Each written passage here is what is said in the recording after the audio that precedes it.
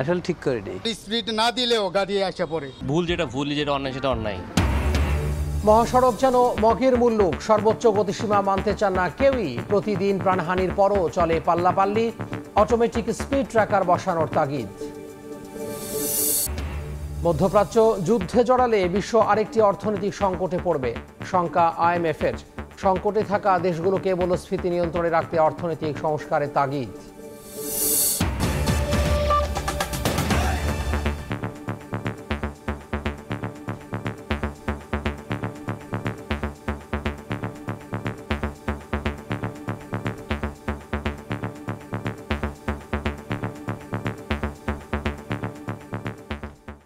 ভোরের সময়ে সঙ্গে আছি আমি তোহা খান তামিম। আইন আছে, তবে তা মানতে যেন সবার অনীহা। দেশের সড়ক মহাসড়ক সর্বোচ্চ গতি 80 কিলোমিটার হলেও বিশেষ করে এক্সপ্রেসওয়েতে উঠলেই তা বেমালুম ভুলে যান চালকরা। ফলে প্রতিদিনই শিরোনাম হচ্ছে সড়ক দুর্ঘটনার খবর। এ নিয়ে অজুহাতেরও কমতি নেই তাদের, যেন সড়ক ব্যবস্থার উন্নতি কাল হয়েছে, আবার সনাতন পদ্ধতির চেকপোস্টে খুব একটা ফলও মিলছে না। মহাসড়কে অটোমেটিক স্পিড ট্র্যাকার বসানোর পাশাপাশি আধুনিক গাইডলাইনের পরামর্শ বিশেষজ্ঞদের। মহাসড়ক নয়, যেন মগের মুল্লুক, নিয়ম জানা তবুও অনিয়মে চলা। দেশের সবচেয়ে আধুনিক এই মহাসড়কে নিরবিচ্ছিন্ন চলার নিশ্চয়তা পেয়েই যেন চালকরা পেয়ে গেছেন ইচ্ছে মতো গতিতে চলার লাইসেন্স। ওভার স্পিডের কারণে মামলা খেয়েছি। কত ছিল আপনার? 87। আর এই রাস্তার কত? 80। অস্বীকার করার তো কিছু নাই। কেন ওই কাজটা করলেন কেন? আসলে ঠিক করে নেই। প্রতিটা হাইওয়েতে প্রত্যেকটা জায়গাতে ওভার স্পিড কন্ট্রোল করাটা অত্যন্ত জরুরি। 80 ধরে ফ্লাইওভার তো ফ্লাইওভার ঢালাই স্পিড বেড়ে যায়। নর্মাল ভ্যালি হয়তো ব্রিজের ঢালটা তো এই কারণে হয়তো হালকা, এমনি গাড়ি 80 আমরা চালাই। আমরা যদি বলি একটু আস্তে চালান, তবে এটা তো শুনবে না। উনি বেঁচে যাবে, আমরাই মারা যাব। কখনো ড্রাইভার মারা যায় না। শুধু এই পথই নয়, দেশের যে কোনো সড়ক মহাসড়কে সর্বোচ্চ গতিসীমা 80 কিলোমিটার, অথচ এখানে 100-র উপরে গতি যেন নিয়ম। জানতে চাইলে শেষ নেই অজুহাতের। আবার কেউ কেউ এমনও বলছেন যেন বাধাহীন সড়কেই কাল হয়েছে তাদের। আমি না টানলেও গাড়ি আসা পড়ে, আমার স্পিড না দিলেও গাড়ি আসা পড়ে, আমি কি করব? মিটার সমস্যা হইতে পারে, কিন্তু আমার 85-তে আমি আসছিলাম। এটা শিওর স্যার। 85 তো 80-র চেয়ে বেশি, তাই না? আর ওই যে ডালে নামছি স্যার। আর তো পিছনে তো আরো গাড়ি, সামনে আমার গাড়ি তো আরো ছিল, তার গাড়ি পিছনে তো আসছি। শুধু কি বাস, ঘন্টা 2 এই সড়কে থেকে যতটুকু বোঝা গেল, নিয়ম না মানার প্রবণতা গণপরিবহন থেকে ব্যক্তিগত গাড়িতে আরো বেশি। ধরা পড়েই সচেতনতার কথা জাহির করলেও আদতে ঘাটতিটা সেখানেই। আস্তে বলতে বলতেই আসছি, কিন্তু কিভাবে যে বাড়াই দিয়েছে সেটা তো জানি না। ভুল যেটা অন্যায় সেটা অন্যায়। Nothing to defend. কত স্পিডে কোথায় চালাতে হয় এগুলো তো জানবে ড্রাইভার, তাদেরকে প্রশিক্ষণ দেওয়া হয়। যদিও চালকরা অনেকেই জানেন কোথায় আছে গতি নিয়ন্ত্রণের ফাঁদ, তাই তো তার আগেই গতি কমিয়ে নেন তারা। আবার সনাতনী এই পদ্ধতিতে একই সময়ে একাধিক গাড়ি ট্র্যাক করাও বেশ দুরূহ। সবকিছু আমাদের এখানে শো করে, গাড়ির ছবি সহকারে উইথ ভিডিও সহকারে আমাদের কাছে এখানে সেভ থাকে। সিগন্যাল দেওয়ার পরে হয়তো যে চালক থাকে উনি তার মিটার দিকে তাকায়, তার আগে হয়তো তাকায় না। যদি আমাদের অটোমেটিকভাবে ক্যামেরা বসানো হয়, অটোমেটিক মামলা হওয়ার পর যে আইনগত প্রক্রিয়া আমরা সেটা করলে হবে। তো এখন সেটা হওয়া পর্যন্ত আমরা নিজেরা রাস্তা দাঁড়িয়ে থেকে কাজ করে যাচ্ছি। আর এজন্যই অনেকেই আইন অমান্য করেও পার পেয়ে যান খুব সহজে। এক্সপ্রেসওয়েতে উঠে গাড়ির গতি নিয়ন্ত্রণ করবে এমন সাধ্যকার। একের পর এক গাড়ি চলে যাচ্ছে, স্পিড মিটার বলছে এর অধিকাংশই অতিক্রম করছে নিজের গতিসীমা। ফলাফল একের পর এক ঘটছে দুর্ঘটনা, মহাসড়কে হারাচ্ছে একের পর এক প্রাণ। তবু টনক নড়ছে কই? বিশেষজ্ঞরা বলছেন এক্ষেত্রে সবার আগে দরকার চালকদের সচেতনতা। পাশাপাশি পুরো সিস্টেমকে ডিজিটালাইজড না করলে সুফল মিলবে না বলেই মত তাদের। আমাদেরকে ডিজিটালাইজেশন করতে হবে, অর্থাৎ স্পিড রাডার গান সিস্টেমে যেতে হবে, যাতে কিনা একটা গাড়ি রাস্তা যে কোনো জায়গাতেই যদি এসে ওভার স্পিড করে যাতে আমরা মনিটর করতে পারি এবং তা আইন প্রয়োগ করা সম্ভব হয়। পুরো মহাসড়ক জুড়ে আমরা গাইডলাইন অনুসারে যদি স্পিড লিমিট সেট করা যায় এবং সেটা কন্ট্রোল করা যায়, তাহলে দুর্ঘটনা বা ওভার স্পিডিং কমিয়ে আনা সম্ভব। চলতি বছর মার্চে সড়ক দুর্ঘটনায় প্রাণহানির সংখ্যা 550, আর এপ্রিলে এই সংখ্যা যে বাড়বে তা এখনই অনুমান করা যাচ্ছে। রাশেদ লিমন, সময় সংবাদ, ঢাকা। ভারত মহাসাগর থেকে ফিরতি পথে আবারও সোমালিয়ান জলদস্যুদের কবলে পড়ার শঙ্কায় যুক্তরাজ্য ভিত্তিক অ্যান্ড আর্মড সলিউশন গার্ডিয়ানের সহায়তা নিয়েছে বাংলাদেশি মালিকানাধীন জাহাজ এমভি আবদুল্লাহ। স্যাটেলাইটের সহযোগিতায় এমভি আবদুল্লাহ সহ আশপাশের সব জাহাজের গতিবিধি পর্যবেক্ষণের সুযোগ পাচ্ছে মালিকপক্ষ। এদিকে ইউরোপীয় ইউনিয়নের নেভি সরে যাওয়ায় 11.5 নটিক্যাল মাইল গতিতে এগিয়ে চলা এমভি আবদুল্লাহ রোববার দুপুরে দুবাই বন্দরে পৌঁছাবে। নূরজামাল আতিকের ক্যামেরায় বিস্তারিত কমলদের রিপোর্টে। সোমালিয়ান জলদস্যুদের কবল থেকে মুক্ত হওয়ার পর গত 4 দিন ইউরোপীয় ইউনিয়ন নেভির এসকর্টে ভারত মহাসাগর পাড়ি দিচ্ছিল এমভি আবদুল্লাহ, যে কারণে গতি নামিয়ে আনতে হয়েছিল মাত্র 7.5 নটিক্যাল মাইলে। জলদস্যু ঝুঁকিপূর্ণ এলাকা অতিক্রম করলো জাহাজটির বর্তমান অবস্থান ওমানের কাছাকাছি যুদ্ধ কবলিত ঝুঁকিপূর্ণ এলাকায়। তাই গতিসীমা 11.5 নটিক্যাল মাইল বাড়িয়ে দুবাইয়ের হারমিয়া বন্দরের দিকে অগ্রসর হচ্ছে বলে অডিও বার্তা দিয়েছেন জাহাজের ক্যাপ্টেন। জাহাজটি আজ মিডনাইটে ওমান টিএসএস এ প্রবেশ করবে এবং এরপর ইনশাল্লাহ সবকিছু ঠিক থাকলে 21 তারিখ দুপুর নাগাদ বা বিকালের নাগাদ আমাদের গন্তব্যস্থল দুবাইয়ের হামরিয়া পোর্টের অ্যাঙ্কারেজে পৌঁছাবো ইনশাল্লাহ। জাহাজের ওরা কার্গোর কন্ডিশন এগুলো সব চেক করেছে, ইনশাল্লাহ সবকিছু ঠিক আছে, কোথাও কোনো ধরনের কোনো অ্যালার্মিং কিছুই নেই। চলতি বছরের 12 মার্চ ঠিক ভারত মহাসাগরের এই অংশ থেকে অর্থাৎ হাইরিক্স থেকে অন্তত 600 নটিক্যাল মাইল দূরে ছিল এমভি আবদুল্লাহর অবস্থান। এই সোমালিয়ান জলদস্যুরা সেই অংশ থেকে এই এমভি আবদুল্লাহকে ছিনতাই করে নিয়ে আসে তাদের এই যে লালমার্ক করা এলাকায়। এরপর এখানে জিম্মি করে রাখা হয়েছিল অন্তত 1 মাস। 14 এপ্রিল ভোর 3টায় মুক্তিপণ পাওয়ার পরে জাহাজটি রিলিজ করা হয়। এরপর জাহাজটি এখন আবদুল্লাহ তার নিজস্ব যে গতি সে গতি প্রথমে রাখতে পারেনি, কারণ সেখানে ছিল ব্রিটিশ বা অন্যান্য যে নৌবাহিনীর পাহারা, সে কারণে সেটি ছিল গতি ছিল মাত্র 7.7 nautical mile.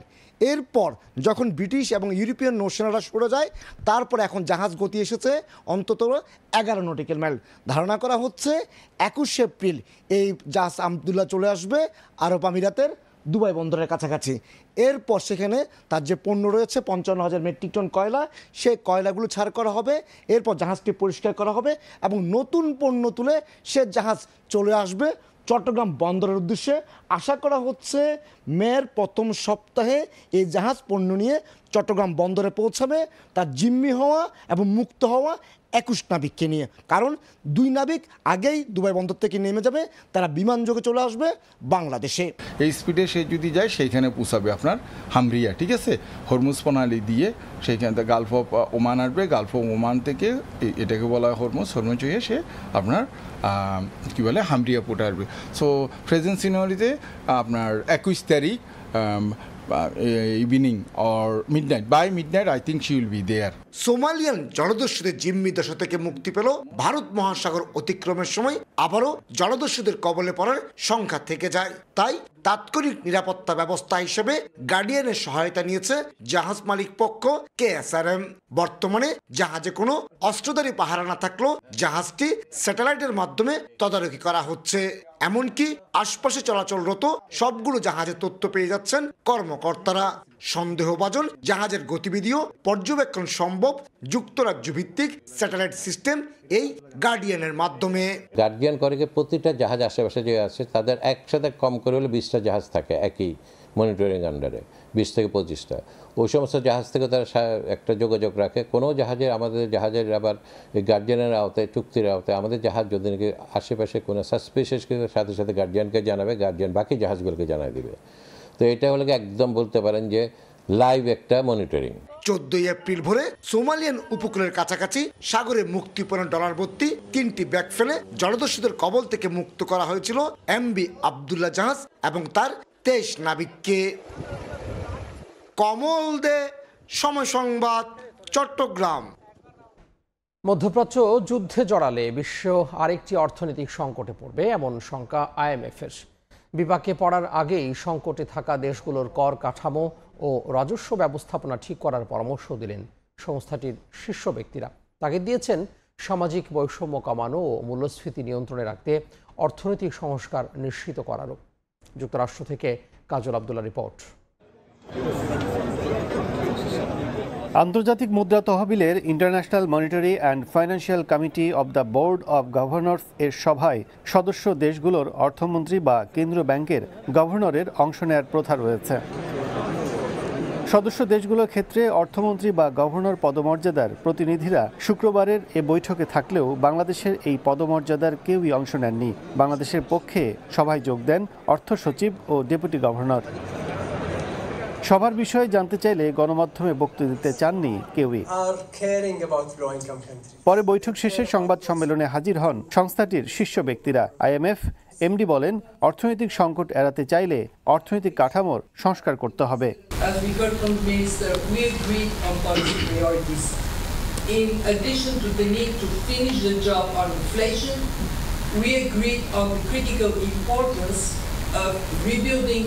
Fiscal policy buffers, reviving medium-term growth prospects, and renewing our commitment to supporting our membership.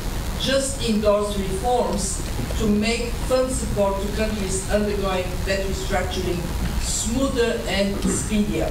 এ সময় IMFC সভাপতি বলেন, মধ্যপ্রাচ্যের অস্থিরতা এখন অর্থনীতির জন্য বড় চিন্তার কারণ। The world and the IMF itself have faced multiple global disruptions over the last 3 years. Prospects are improving, which is very positive. But numerous challenges remain, and we need to be vigilant and ready to address them. বৈঠকে অর্থনৈতিক উত্তরণে গতানুগতিক ব্যবস্থায় না থেকে মানব সম্পদের দক্ষতা বৃদ্ধিতে জোর দেওয়ার তাগিদ দিয়েছে IMF।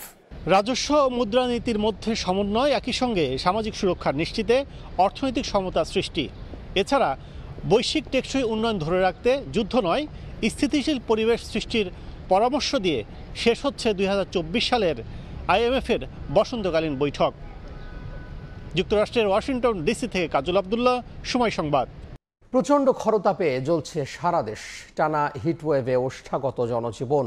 তাপমাত্রার পারদ চড়াও যশোর চুয়াডাঙ্গায়। শুক্রবার সর্বোচ্চ তাপমাত্রা রেকর্ড হয়েছে চুয়াডাঙ্গায় 41.3 ডিগ্রি সেলসিয়াস। দেশ জুড়ে হিট অ্যালার্ট জারি করেছে আবহাওয়া অফিস। অগ্নিদহনে পুড়ছে দেশ, বাতাসে যেন আগুনের ফুলকি। বেলা বাড়ার সঙ্গে সঙ্গে সূর্যের প্রখরতায় অষ্টাগত গরমে হাঁসফাঁস জনজীবন। মরুর লু হাওয়া বয়ে যাওয়ায় মৌসুমের প্রথম তাপদাহে হাঁপিয়ে উঠছে প্রাণীকুল। রাজধানী সহ দেশের খুলনা, রাজশাহী, রংপুর সহ উত্তর ও দক্ষিণ পশ্চিমাঞ্চলে বয়ে যাচ্ছে হিটওয়েভ। চলতি মৌসুমে সব রেকর্ড ভেঙে সীমান্তবর্তী জেলা চুয়াডাঙ্গায় টানা 4 দিনের তীব্র তাপপ্রবাহে তেতে উঠেছে পথঘাট জনজীবন। তাপমাত্রা ছাড়িয়েছে 40 ডিগ্রি সেলসিয়াসের উপরে। জেলা জুড়ে হিট অ্যালার্ট জারি, মাইকিং করে সতর্ক করা হচ্ছে। পুরা সারা শরীর জ্বলতেছে, নিচের থেকেও গরম উঠতেছে, উপর থেকেও গরম পড়তেছে। গরমের অবস্থা খুব খারাপ, সহ্য করতে পারছি না, এসে মাথায় পানি দিচ্ছি। সর্বোচ্চ গরম আর সর্বনিম্ন তাপে সারা বছরই নাকাল সীমান্তবর্তী জেলা চুয়াডাঙ্গার মানুষ। আবহাওয়ার এই তারতম্যে মহাদেশীয় বায়ুপ্রবাহের গতিপথ এবং কর্কটক্রান্তি রেখার খুব কাছাকাছি জেলার অবস্থানই কারণ বলছেন আবহাওয়াবিদরা। যারা বেরোচ্ছে তারা অনেকে যে গাছের ছায়া খুঁজছে। খুলনা বিভাগের যশোর, কুষ্টিয়াতেও একই অবস্থা। অন্য জেলাগুলো পুড়ছে খরতাপে। প্রচণ্ড সূর্যের উত্তাপে ঘরের বাইরে ও ভেতরে দুর্বিষহ জীবন। এতে হাসপাতালে বাড়ছে পানিবাহিত ও গরমজনিত রোগীর সংখ্যা। বৈশাখের শুরু থেকেই উদ্বেগজনক হারে বাড়ছে গরমের মাত্রা। আগামী কয়েকদিন বাতাসে জলীয় বাষ্পের আধিক্যের কারণে আরও বাড়তে পারে অস্বস্তি। এ সময় স্বাস্থ্যের বিশেষ যত্নের পরামর্শ চিকিৎসকের। পানি খেতে হবে বেশি বেশি করে, আর যদি প্রয়োজন ছাড়া রোদে যাওয়ার কোনো দরকার নাই। আবহাওয়া অধিদপ্তর বলছে এই দুর্দশা থেকে মিলবে না সহসাই মুক্তি। এপ্রিল মাস জুড়ে চলবে তাপপ্রবাহ। লাবিব হাসান, সময় সংবাদ। সারা দেশের মতো গ্রীষ্মের উত্তাপে পুড়ছে রাজধানীও। আবহাওয়া অধিদপ্তর বলছে, এপ্রিলই শেষ নয়, এবারের মে মাস হবে উত্তপ্ত মাস। সর্বোচ্চ তাপমাত্রা হতে পারে 44 ডিগ্রি সেলসিয়াস। যেন প্রকৃতির বুকে আগুন ঢালছে সূর্য। ঢাকার তাপমাত্রা এর মধ্যেই উঠেছে সর্বোচ্চ 38 ডিগ্রি সেলসিয়াস। বাতাসে জলীয় বাষ্পের কারণে রীতিমতো মনে হচ্ছে 40 থেকে 42 ডিগ্রি। তাপমাত্রার ঊর্ধ্বমুখী পারদে নাজেহাল জনজীবনে এখনও মেলেনি স্বস্তির ন্যূনতম ছিটে ফোঁটা। গত কয়েকদিনের টানা দাবদাহে নাভিশ্বাস অবস্থা রাজধানীবাসীর। মাত্রাতিরিক্ত তাপপ্রবাহের কারণে ব্যক্তিগত গুরুত্বপূর্ণ কাজ ছাড়া ঘরের বাইরে বের হয়েছেন খুব কম সংখ্যক মানুষ। অসুস্থ, বাসায় থাকা যায় না। বৈশাখ জ্যৈষ্ঠ এই 2 মাসের মধ্যে আরো গরম আসবে, আষাঢ় মাসে আরো গরম আসবে। জীবিকার তাগিদে কারো কারো রাস্তায় বের হতে হয়েছে জ্বলন্ত সূর্যকে মাথায় নিয়েই। তাই তো কাজের ফাঁকে সামান্য সুযোগ পেলেই মানুষ খুঁজছেন একটুখানি ছায়া। গরম থাকান যাচ্ছে না, পেটের খিদা লাগে বাইরে দিব না, বেরিয়েছি পেটের দায়। এবার এপ্রিলেই তাপমাত্রা ছুঁয়েছে 40-এর কোটা। আবহাওয়া অধিদপ্তর বলছে এবার মে মাসে সর্বোচ্চ তাপমাত্রা হতে পারে 44 ডিগ্রি সেলসিয়াস। 2024 সাল উত্তপ্ত বছর হতে যাচ্ছে। তাপপ্রবাহ অব্যাহত থাকবে, তবে তাপপ্রবাহের বৈশিষ্ট্য হলো কোনো সময় এই তাপপ্রবাহ দীর্ঘদিন ধরে একটানা চলতে পারে, তবে অতি তীব্র বা তীব্র তাপপ্রবাহের ব্যক্তিকাল অনেক কম থাকে। চলমান তাপপ্রবাহ আগামী 72 ঘন্টা অব্যাহত থাকতে পারে। সূর্যের প্রচণ্ড তাপ, আর এই তাপে রাজধানীর প্রতিটি পিচঢালা পথ হয়ে উঠেছে একটি উত্তপ্ত উনুন। তাই এমন সময়ে যারা বাইরে বের হবেন তাদেরকে সঙ্গে একটি ছাতা, পাশাপাশি সঙ্গে একটি পানির বোতল রাখার পরামর্শ চিকিৎসকদের। ধ্রুব ব্যানার্জি, সময় সংবাদ, ঢাকা। প্রতিশোধের খেলায় মেতে উঠেছে সরকার। অভিযোগ বিএনপি নেতাদের। সরকার পতন না হওয়া পর্যন্ত আন্দোলন চালিয়ে যাওয়ার হুঁশিয়ারি দেন তারা। এদিকে আওয়ামী লীগ সাধারণ সম্পাদক ওবায়দুল কাদের বলেছেন, আন্দোলনে ব্যর্থ বিএনপির রাজনৈতিক ভবিষ্যৎ নেই। কৃষক লীগের প্রতিষ্ঠাবার্ষিকীর আলোচনা শুরুতেই সহযোগী সংগঠনটির কার্যক্রম নিয়ে টিপ্পনী কাটেন আওয়ামী লীগের সাধারণ সম্পাদক ওবায়দুল কাদের। বলেন, ধানমন্ডি, বনানী, গুলশান, বাড়িধারার মতো অভিজাত এলাকা ছেড়ে গ্রামমুখী হতে হবে কৃষক লীগকে। গুলশান শাখা, বাড়িধারা শাখা, এসবের কোনো প্রয়োজন আছে বলে আমি মনে করি না। এরপর সমসাময়িক রাজনীতির নানা ইস্যু নিয়ে কথা বলেন ওবায়দুল কাদের। বিএনপির রাজনীতির সমালোচনা করে ওবায়দুল কাদের বলেন, পথহারা পথিকের মতো দিশেহারা দলটি। দলের ভবিষ্যৎ নিয়েও হতাশ নেতাকর্মীরা।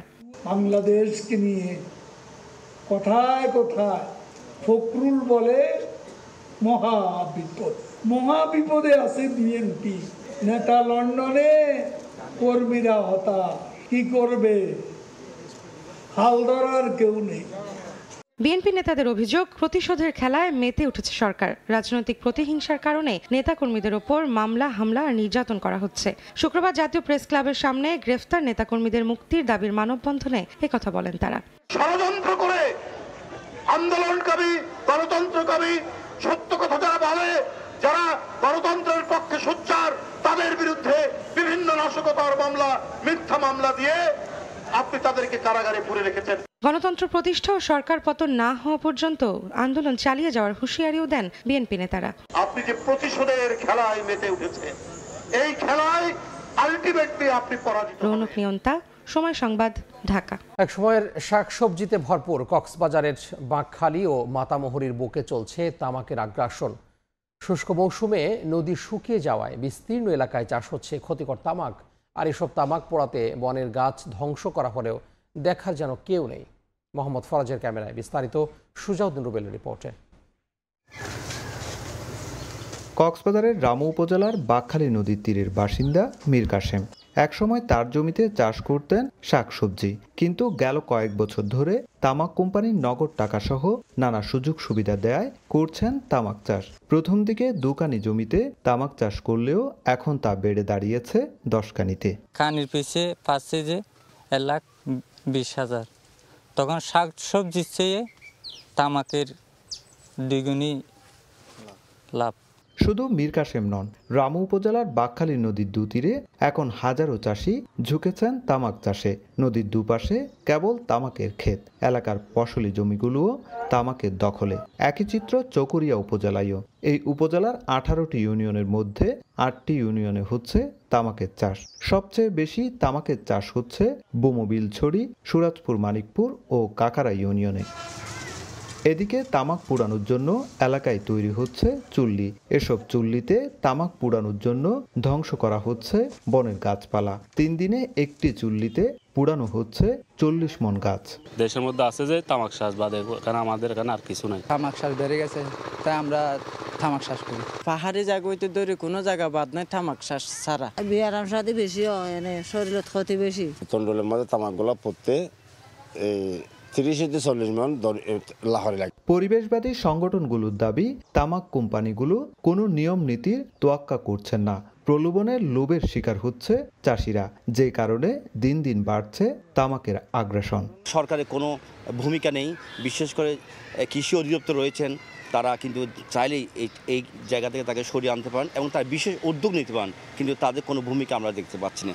তবে কৃষি বিভাগের দাবি, তামাক চাষ ছেড়ে মূলধারার কৃষিকাজে ফিরে আসতে কৃষকদের উদ্বুদ্ধ করা হচ্ছে। কৃষকদেরকে বিভিন্ন ধরনের প্রণোদনা প্যাকেজ দিচ্ছি, ভুট্টা প্রণোদনা সহায়তা দিয়েছি, হাইব্রিড বড় বীজ সহায়তা দিয়েছি। বর্তমান আউশ মৌসুমে আমরা কক্সবাজারে বিভিন্ন উপজেলায় প্রায় 3000 কৃষককে আউশ প্রণোদনা আমরা আওতায় আনব। কক্সবাজারের চকরিয়া ও রামু উপজেলাতে প্রায় 800 হেক্টর জমিতে বর্তমানে তামাকের চাষ হচ্ছে। কক্সবাজারে 5টি নদীর মধ্যে বাকখালী ও মাতামুহুরী প্রধান। একসময় নদীর দুই তীর সবুজ থাকত শাকসবজিতে, কিন্তু এখন সে স্থান দখল করেছে তামাক। নদীর দুই তীর পরিবেশের জন্য ক্ষতিকর, তামাক চাষ করা হলেও কার্যকর কোনো ব্যবস্থা নেয়নি প্রশাসন। সুজাউদ্দিন রুবেল, সময় সংবাদ, কক্সবাজার। ইটভাটার ধোঁয়ায় নষ্ট হচ্ছে ক্ষেতের ধান। ব্রাহ্মণবাড়িয়ার সাপুটিয়া বিলের 24 একর জমির ধান এরই মধ্যে চিটায় পরিণত হয়েছে। বিষয়টি বারবার জানানোর পরও ভাটা কর্তৃপক্ষ কর্ণপাত করেনি বলে অভিযোগ কৃষকের। তবে তদন্ত করে ব্যবস্থা নেওয়ার আশ্বাস সংশ্লিষ্ট বিভাগের। হৃদয় পালের ছবিতে উজ্জ্বল চক্রবর্তীর রিপোর্ট। ইটভাটা থেকে নির্গত হচ্ছে বিষাক্ত কালো ধোঁয়া, আশপাশে ছড়িয়ে দূষিত হচ্ছে পরিবেশ। ব্রাহ্মণবাড়িয়া সরাইল এবং বিজয়নগর উপজেলার মধ্যবর্তী সাপুটিয়া বিলে চলছে বোরো ও ইরি ধান চাষ। বছরে একমাত্র ফসলের চাষে বাদ ছেদেছে বিল সংলগ্ন শাপলা অটো ব্রিক্স লিমিটেড ও ইউনিয়ন ব্রিক্স লিমিটেড নামে দুটি ইট ভাটা। কৃষকের অভিযোগ, ভাটার বিষাক্ত কালো ধোঁয়ায় নষ্ট হচ্ছে বিলের ধান। এরই মধ্যে 24 একর জমির ধান চিটায় পরিণত হয়েছে। এ নিয়ে বারবার ভাটা মালিকদের কাছে অভিযোগ করা হলেও কর্ণপাত করেনি। এ বিষয়ে সরকারের হস্তক্ষেপ চান তারা। আমরা ঋণ শোধ করতে পারতাম না, বাচ্চা কাচ্চা নিয়ে কায়ও বাঁচতাম না। ইট মিলের মালিক গণের কাছে বহু আকুতি মিনতি করছে, কিন্তু তারা আমরা এই কথা কান দেয় না। একটা ফসিল আর কোনো ফসিল নাই, দোসরা ফসিল নাই, বৃষ্টি হইলে তলে জায়গা। প্রায় 30-35 মন ধান হয়, এখন মানে 2 মন ধানও পাবো না। বিচার চাই আমরা কেমনে জীবনে পাসম বা জীবনে কেমনে চলম। এ নিয়ে কথা বলতে গেলে সময় সংবাদের উপস্থিতি টের পেয়ে প্রধান ফটকে তালা ঝুলিয়ে দেয় ইউনিয়ন ব্রিক্স লিমিটেড কর্তৃপক্ষ। তবে কৃষকের অভিযোগ প্রমাণ হলে ক্ষতিপূরণ দেওয়ার আশ্বাস শাপলা অটো ব্রিক্স লিমিটেড কর্তৃপক্ষের। আমি ওনাদেরকে আশ্বস্ত করছি, বারবারই আগেও করছি, এখনো আপনার সামনে আশ্বস্ত করতেছি যে যদি আমাদের কারণে কোনো ক্ষতিগ্রস্ত হয়ে থাকে আমরা অবশ্যই এটা জরিমানা দিব। আর তদন্ত করে ব্যবস্থা নেওয়ার গতানুগতিক আশ্বাস কৃষি বিভাগ ও জেলা প্রশাসনের। বিষয়টা আমরা জেলা প্রশাসন এবং জেলা প্রশাসনের সাথে আমরা যোগাযোগ করব। যোগাযোগ করে বিষয়টা কৃষকদের যেভাবে ক্ষতির হাত থেকে রক্ষা করা যায় সেই বিষয়টা আমরা দেখব। কৃষকরা যদি ক্ষতিগ্রস্ত হয় সেক্ষেত্রে অবশ্যই তাদের বিষয়টা আইনানুগ প্রয়োজনীয় ব্যবস্থা গ্রহণ করা হবে এবং যারা এর জন্য দায়ী তাদের বিরুদ্ধে ব্যবস্থা নেওয়া হবে। ইটভাটার ধোঁয়ায় এখন পর্যন্ত অর্ধশত কৃষকের জমির ধান পুরোপুরি নষ্ট হয়ে গেছে। ইটভাটা থেকে নির্গত ধোঁয়ায় নষ্ট হয়েছে কৃষকের বছরে একমাত্র উৎপাদিত ফসল ধান। তারা বলছেন প্রয়োজনীয় ক্ষতিপূরণ না পেলে আন্দোলনের দিকে ধাবিত হবেন তারা। উজ্জ্বল চক্রবর্তী, সময় সংবাদ, ব্রাহ্মণবাড়িয়া। খাগড়াছড়ির 293টি সরকারি প্রাথমিক বিদ্যালয়ে নেই প্রধান শিক্ষক। সহকারী শিক্ষককে ভারপ্রাপ্ত হিসেবে দায়িত্ব দেয় ব্যাহত হচ্ছে পাঠদান। পদোন্নতি না হওয়ায় এই সংকট তৈরি হয়েছে বলে জানায় প্রাথমিক শিক্ষা বিভাগ। জিতেন বড়ুয়ার পাঠানো তথ্য, ছোটন বিশ্বাসের ছবি নিয়ে রিপোর্ট। জনবল সংকটে ব্যাহত পাঠদান। 293টি সরকারি প্রাথমিক বিদ্যালয়ে নেই প্রধান শিক্ষক। এ চিত্র খাগড়াছড়ির প্রাথমিক শিক্ষা ব্যবস্থার। শূন্য পদের দায়িত্বে কাজ করতে হচ্ছে অন্যদের, এজন্য নিতে হচ্ছে অতিরিক্ত চাপ। শূন্য পদ পূরণ না করা ও 14 বছর ধরে পদোন্নতি না হওয়ায় ক্ষুব্ধ শিক্ষকরা। মাত্র 10 থেকে 12টি বিদ্যালয়ে সরাসরি প্রধান শিক্ষক আছেন এবং বাকি পদগুলো শূন্য, যার কারণে আমরা সহকারী শিক্ষক যারা আছি তারা ভারপ্রাপ্ত অতিরিক্ত দায়িত্ব পালন করি। প্রশাসনিক জটিলতা, সেগুলো স্কুলের শৃঙ্খলা থাকে না। আর শিক্ষক সংকটের কারণে ধরেন যে শিক্ষকদের নেতৃত্ব দেওয়ার মতো যে প্রধান শিক্ষক, যে একজন টিম লিডার, ওনার অনুপস্থিতিতে স্কুলটা ওইভাবে পরিচালনা করা সম্ভব হয় না। প্রধান শিক্ষকের তো অনেক সময় অনেক দাপ্তরিক কাজে অফিসে যেতে হয়, সেক্ষেত্রে দেখা যায় কি আমাদের পাঠদানে অসুবিধা হয়, যেহেতু আমাদের ক্লাসরুম 6টা। প্রতীক্ষিত যে পদোন্নতি বাস্তবায়ন না হওয়ার কারণে আমাদের শিক্ষক বিদ্যালয়গুলো পরিচালনাতে অসুবিধা সৃষ্টি হচ্ছে। এফডিসিতে চলচ্চিত্র শিল্পী সমিতির ভোট গণনা শেষে ফলাফল ঘোষণা করছেন নির্বাচন কমিশনার খোরশেদ আলম খসরু। আমরা সরাসরি চলে যাচ্ছি সেখানে। ঘোষণা করছি তারা সবাই একসাথে আমাদের সাথে উপস্থিত আছে।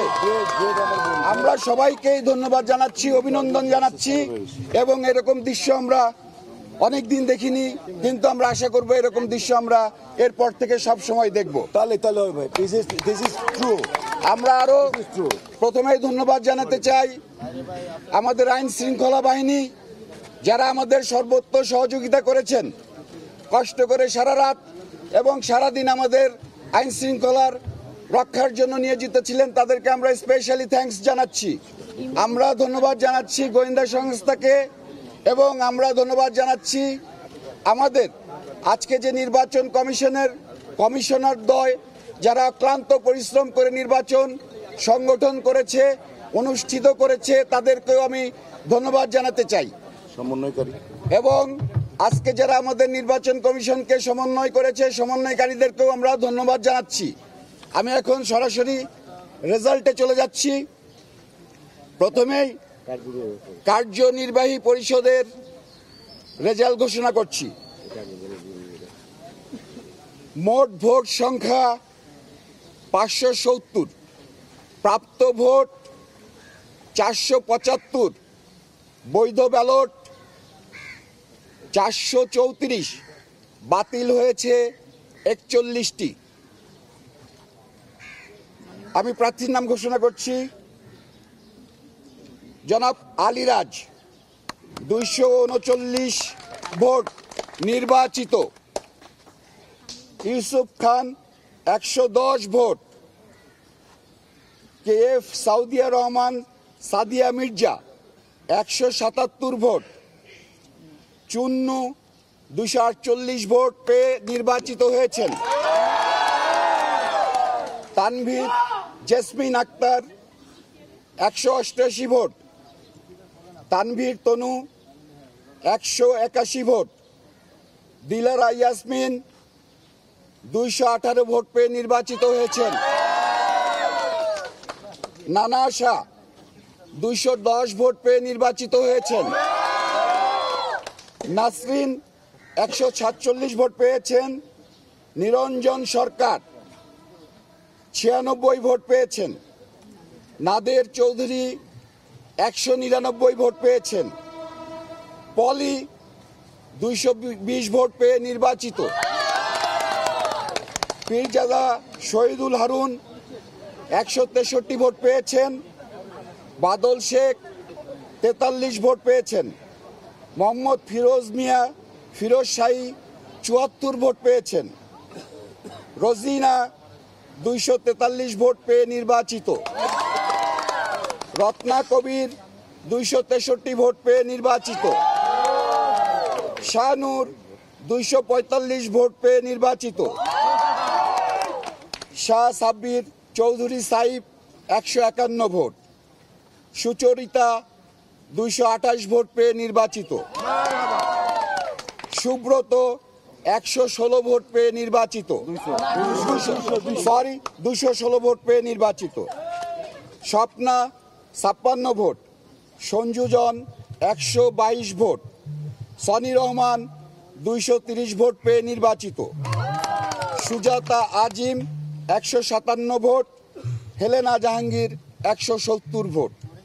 আমরা কার্যকরী কমিটির রেজাল্ট দিলাম। এখন আমরা চলে যাব নিচের থেকে পোর্টফোলিও সম্পাদক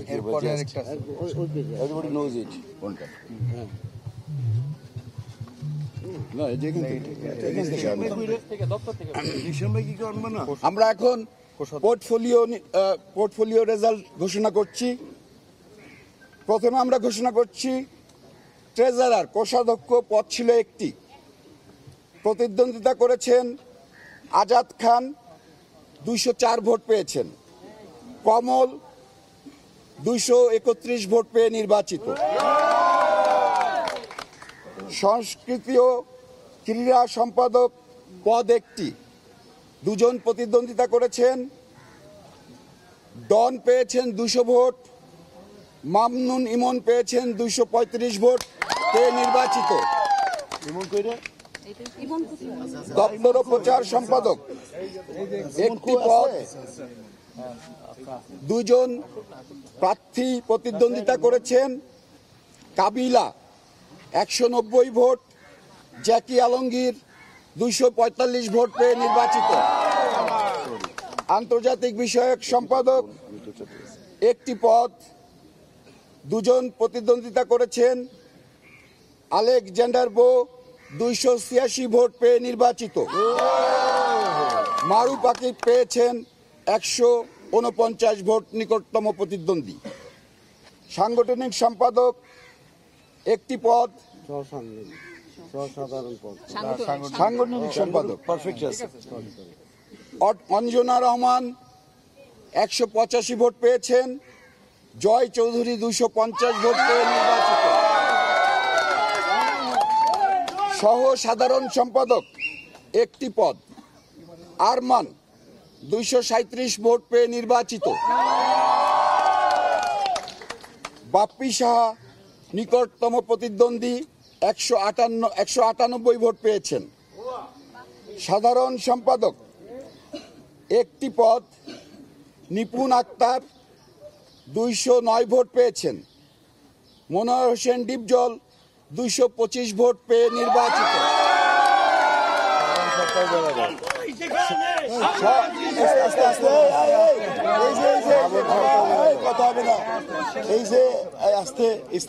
সহ সভাপতি 2 জন নির্বাচিত হবেন। প্রতিদ্বন্দ্বিতা করেছেন 4 জন। অমিত হাসান 229 ভোট পেয়েছেন। ড্যানি সিরাক 176 ভোট পেয়েছেন। ডিএ তায়েব 234 ভোট পেয়ে নির্বাচিত। মাসুম পারভেজ রুবেল 231 ভোট পেয়ে নির্বাচিত। সভাপতি একটি পদ, জনাব মাহমুদ কলিক পেয়েছেন 170 ভোট। মিশা সওদাগর 265 ভোট পেয়ে নির্বাচিত। সবাইকে ধন্যবাদ, অভিনন্দন।